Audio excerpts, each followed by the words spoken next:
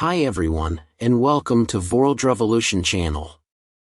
This is book summary to The Rise of Superman, Decoding the Science of Ultimate Human Performance by Kotler. Let's enjoy the video. Please subscribing to my channel for more great content like this. You'll be notified when I upload new videos. Overview. The Rise of Superman, by Kotler. Flow is an optimal state of consciousness, a peak state where we both feel our best and perform our best. It is a transformation available to anyone, anywhere, provided that certain initial conditions are met. Everyone from assembly line workers in Detroit to jazz musicians in Algeria to software designers in Mumbai rely on flow to drive performance and accelerate innovation. Kotler, all quotes in bold are by Kotler. Flow is the feeling of being totally immersed in what you are doing. In flow, every action, each decision, leads effortlessly, fluidly, seamlessly to the next. It's high-speed problem solving, it's being swept away by the river of ultimate performance. According to Harvard Medical School psychiatrist Ned Hollowell, everything you do better in flow, from baking a chocolate cake to planning a vacation to solving a differential equation to writing a business plan to playing tennis to making love. Flow is the doorway to the more most of us seek. Rather than telling ourselves to get used to it, that's all there is, instead learn how to enter into flow. There you will find, in manageable doses, all the more you need. Key takeaways. Everyone can learn about performance from extreme athletes. They demonstrate superhuman feats backed by practice, skills, dedication as well as mental control. You possess a beneath the surface, but accessible, level of consciousness that can improve your performance enormously.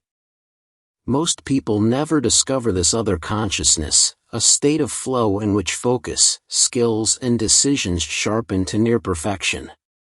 Flow frees you from thinking and lets you simply do. To survive, extreme athletes must master flow.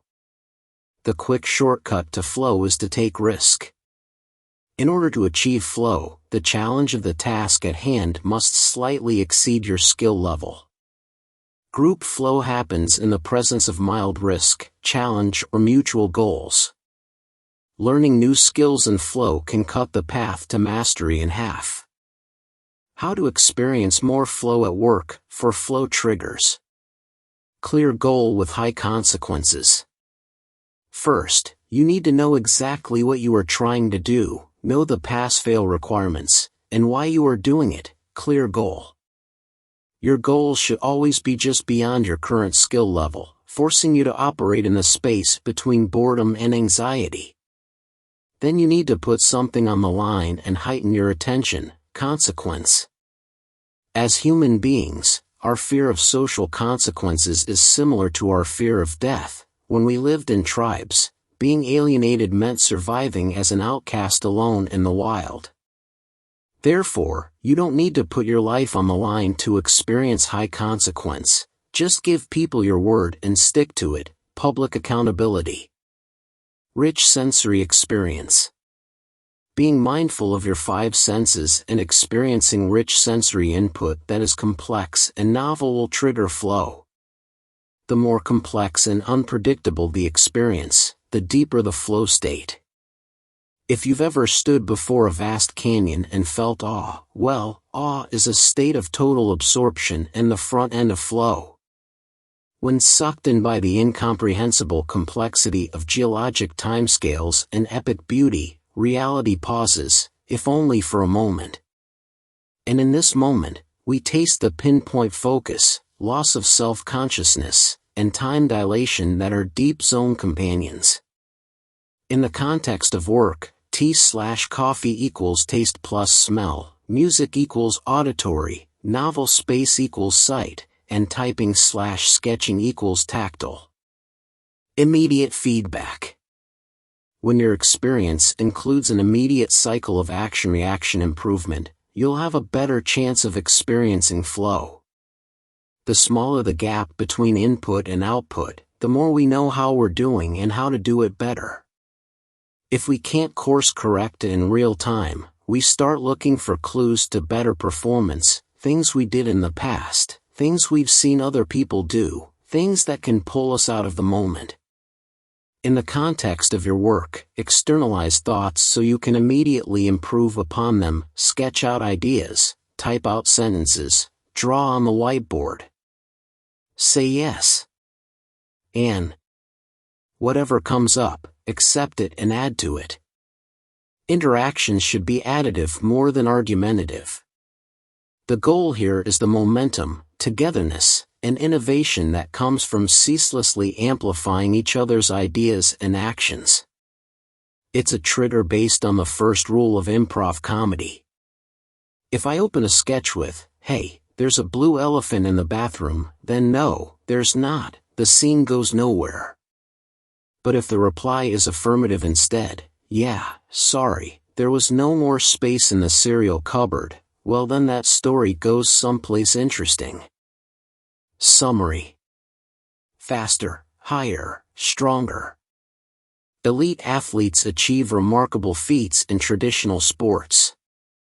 In 1996, for example, Carrie Strug secured Olympic gold for the U.S. women's gymnastics team under intense pressure in the final event of the competition. She won by performing a difficult vault ending in a perfect, stuck landing on an ankle she had sprained on her previous attempt.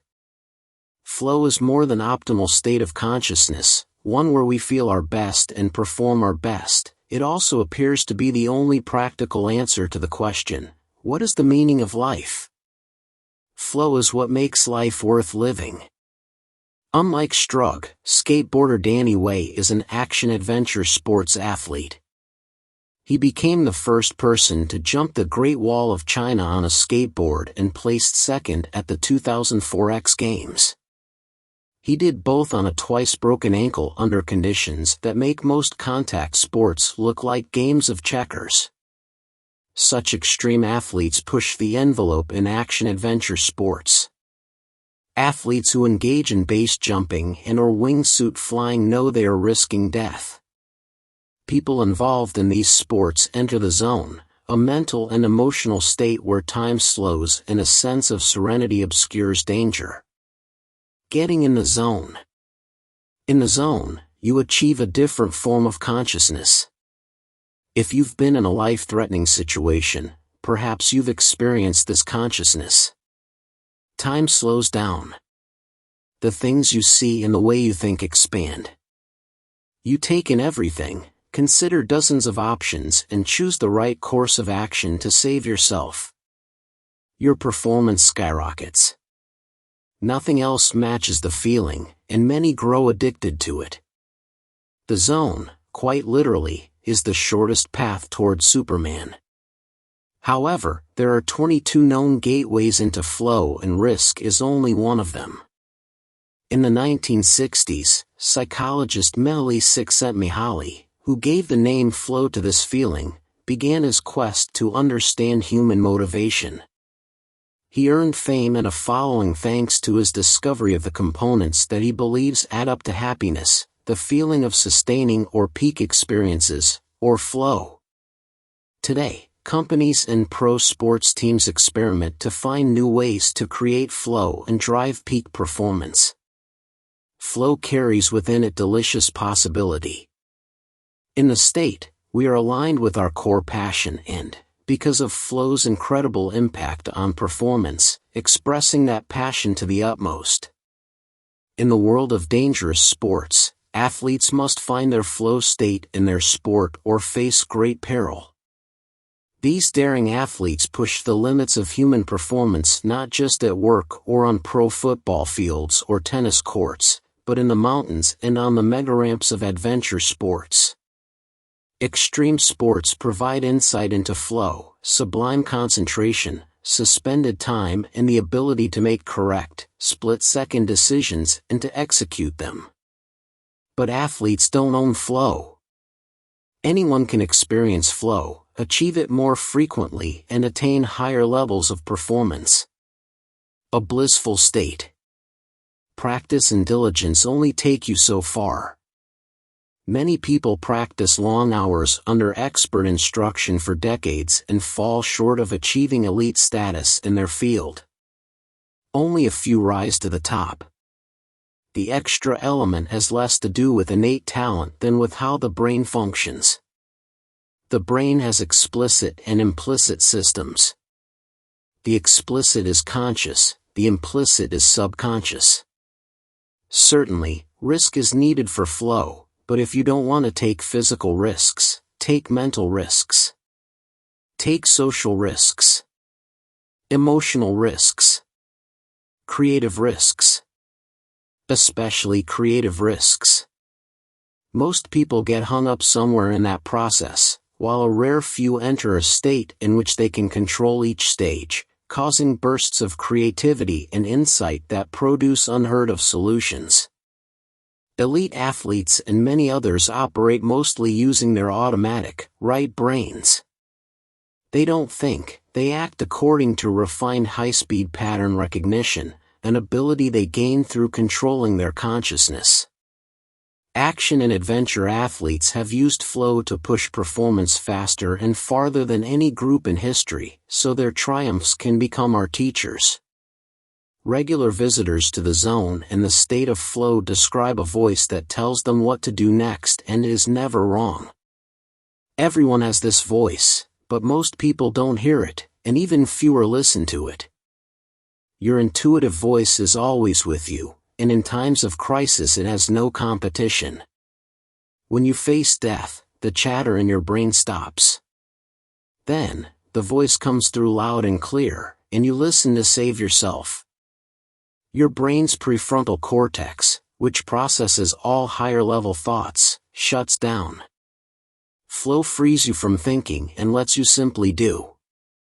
Emotionally, we feel dopamine as engagement, excitement, creativity, and the desire to investigate and make meaning of the world. In a crisis, the brain takes energy away from higher thinking processes and uses it for intuition instead. It essentially stops all questioning and takes command. People who experience this effect often feel immense relief because they're freed from making decisions. Without the constraints of the doubting prefrontal cortex, you're free to innovate, imagine, create, and dare greatly. The science. During these fleeting periods of intense focus, your advanced brain activity stops so completely, in the hypofrontality process, that you lose your sense of self.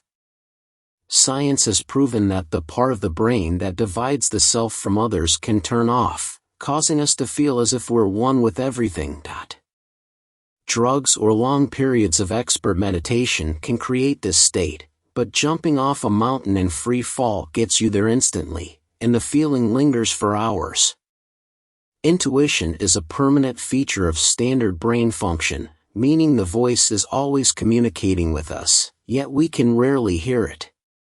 Through repeated exposure, the brain's neocortex remembers many complex patterns.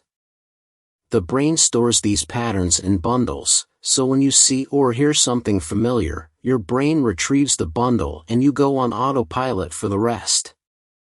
Each bundle contains complex information, yet all you have to do is recognize the first sign of the bundle to set the whole thing in motion. Chemicals in your brain enable pattern recognition, which lets your intuition kick in. Flow's mighty cocktail. Neurochemicals are part of the formula that produces flow. When an existential threat confronts you, your brain releases dopamine, which creates urgency and excitement. Norepinephrine floods your system, to focus you and sharpen your skills. Endorphins kick in next to block pain and replace it with pleasure, followed by anandamide, which kills pain and promotes lateral thinking. In flow, we are our resourceful, imaginative, ingenious best. As your flow state recedes, serotonin takes over, lengthening the extraordinary feelings long enough for the experience to sear into your brain, which improves your performance next time. This incredibly powerful combination of chemicals makes you superhuman until it wears off. It enables a person to survive surfing a 100-foot wave, and may explain things like a basketball player hitting 10 three-pointers in a row. A quick shorthand for learning is the more emotionally powerful an experience, the more chance the details of that experience get moved from short-term storage into long-term memory. Chemical reactions during flow feel fantastic, but don't confuse them with an adrenaline rush. To the flow junkie, adrenaline means fear, an unwelcome emotion during flow, but an essential one in triggering it. Rejecting the strong impulse to flee from danger requires a smooth transition to flow. Having doubt results in an incomplete transition. Extreme athletes work to control stress and fear. They build situational awareness, so they can reject doubt, stay calm and ease into a flow state, where pattern recognition takes charge as sensations heighten and time slows. To the extent that the voice takes over, the athlete makes the right decisions without conscious thought. Getting to flow. Flow is remarkably easy to train. Getting into flow takes an understanding of the flow triggers and the flow cycle. Scientists, teachers, business leaders, technologists all master flow, so do baseball, basketball, and football players. Many action and adventure sport athletes did not follow the traditional paths to mastery. If flow underpins optimal performance, then knowing the causes of flow, both where it comes from and why it comes, can help us achieve optimal performance more frequently. In flow, people don't need their mothers to nag them into practicing, they want to practice. But practice describes it poorly. Instead, action is fun, instant gratification fuels success and rapid learning. In flow, intense, emotional experiences burn lessons into the brain. And learning occurs much faster. However, research shows that most people find flow by doing knowledge work, much more than by participating in extreme sports. High-risk activity can profoundly alter consciousness and significantly enhance mental abilities. To achieve flow, you don't have to jump off a cliff in a wingsuit or brave a raft trip over whitewater rapids. Running, hiking, playing video games and even surfing the web can induce flow. Risk is a great trigger for flow, but you can replace physical risk with social, emotional, or intellectual risk. Degrees of flow. To increase your chances of inducing flow, look for the unusual and break your routines. Encourage flow by setting clear, bite-sized goals, not vague, long-term ones. A writer might set out to write a few paragraphs, rather than trying to finish a chapter. Set challenging micro-goals that pull you into the now and crowd out distractions. String together your micro-goals to achieve bigger ones, but don't let the enormity of the bigger goal overwhelm or distract you. Find ways to get or give faster feedback. Don't settle for quarterly performance reviews. Seek daily feedback at least. Set your challenge/skill ratio correctly. The point is not that the impossible is possible for these athletes alone. If we diligently apply the lessons detailed herein, it's actually possible for all of us. If the challenge is too great, stress hinders your performance. Too little challenge causes loss of focus. If you know you can do something easily, your mind wanders. With the right level of challenge, dopamine releases in your brain because you face uncertainty, which your brain reads as a possible danger. These chemicals create clarity and focus and the ability to recognize patterns. To achieve your challenge sweet spot, increase task difficulty by precisely 4% each time. How do you determine 4%? You have to know yourself well. It takes practice to know how far to push yourself to trigger the flow process and not generate more stress. The flow cycle. All flow depends on a 4-stage cycle. 1. Struggle. The flow process starts with great effort. This stage involves work and frustration as you move through a problem. 2. Release. Break away from the challenge. Take a stroll or go see a movie. This releases nitric oxides that flood your brain, reduce stress, and make you feel good, allowing a state of flow to follow. 3. Flow. The fight leads to the release, which leads to the flow state. For recovery, come out of flow into this state, in which your mind and body recuperate from an intense use of energy and a bath of neurochemicals. Store your memories. You won't have the strength for a new struggle unless you take time to recover from the previous flow cycle. Group flow.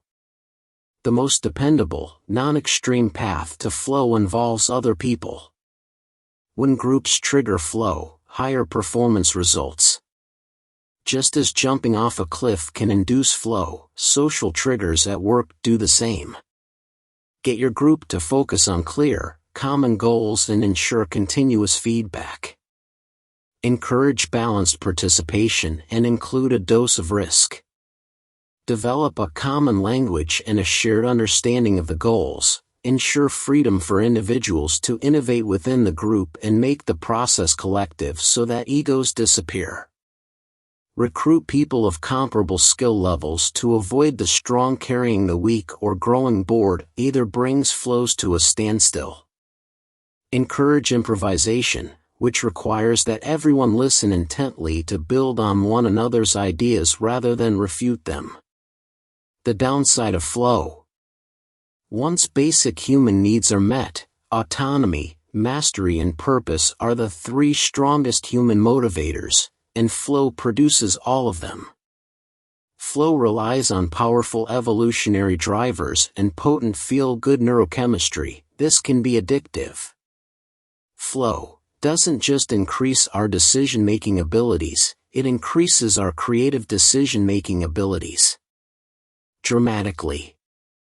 Inevitably, pursuit of passion and purpose costs the pursuer. For those who quit the pursuit, leaving the rush of flow to settle into an ordinary existence causes traumas of its own, a combat soldier's difficulty adjusting to civilian life, for example. Too often, these individuals replace the natural rush with drugs, dangerous sex, and other harmful substitutes. What's next? Today's audiences are seeing the first generation of engineered extreme athletes. What science learned about the neuroscience and neurochemistry of peak performance and the techniques to master flow could portend an evolutionary advance. From killer waves to the office, everyone benefits. Review. The Rise of Superman, Decoding the Science of Ultimate Human Performance by Stephen Kotler is an exhilarating exploration of the concept of flow and its transformative effects on human performance. Kotler delves into the realm of extreme sports and showcases how athletes in these high-risk fields achieve extraordinary feats by tapping into a state of optimal consciousness known as flow. Kotler begins by introducing the concept of flow, which is a state of complete immersion and focus experienced by individuals when they are fully engaged in an activity. He explains that during flow, individuals enter a heightened state of awareness where time seems to slow down, self-consciousness fades away, and performance becomes effortless. Flow is not limited to extreme athletes but can be experienced by anyone, from musicians and artists to business professionals and everyday individuals. The book draws upon numerous interviews, scientific research, and real-life examples to support its claims. Kotler interviews a wide range of extreme athletes, including surfers, rock climbers, and snowboarders, who describe their experiences of flow and how it has propelled them to achieve extraordinary feats. These first-hand accounts are combined with insights from neurobiology, psychology, and other disciplines to provide a comprehensive understanding of the science behind flow. One of the book's strengths lies in its ability to make complex scientific concepts accessible to a general audience. Kotler breaks down the neurochemical and psychological mechanisms underlying flow, explaining how the brain and body work together to facilitate this heightened state of performance. He also explores the potential applications of flow in various domains, such as education, creativity, and business, highlighting the potential benefits of incorporating flow into different aspects of our lives. The Rise of Superman is not just a book about extreme sports or athletic achievement. It is a captivating exploration of human potential and the nature of optimal experience. Kotler argues that flow is not limited to a select few but is a state that can be cultivated and accessed by anyone willing to pursue their passions and push the boundaries of their abilities. The book serves as an inspiring guide for individuals seeking to unlock their full potential and tap into the extraordinary capabilities of the human mind. However, one potential criticism of the book is that it heavily focuses on extreme sports, which may limit its appeal to readers who are not specifically interested in that domain. While Kotler does touch upon other areas where flow can be applied, such as art and business, these sections feel somewhat overshadowed by the emphasis on extreme athletes. Additionally, some readers may find the repetitive nature of the examples and anecdotes somewhat tiresome, as similar themes and stories are revisited throughout the book. In conclusion, The Rise of Superman, Decoding the Science of Ultimate Human Performance is an enthralling exploration of flow and its profound impact on human performance. Stephen Kotler successfully weaves together scientific research, personal narratives, and practical insights to provide readers with a comprehensive understanding of this transformative state of consciousness. Whether you are an athlete, artist, or entrepreneur, this book offers valuable insights and inspiration for unlocking your full potential and achieving optimal performance in any field. Thank you for watching. Please subscribe, like and share. See you in next videos.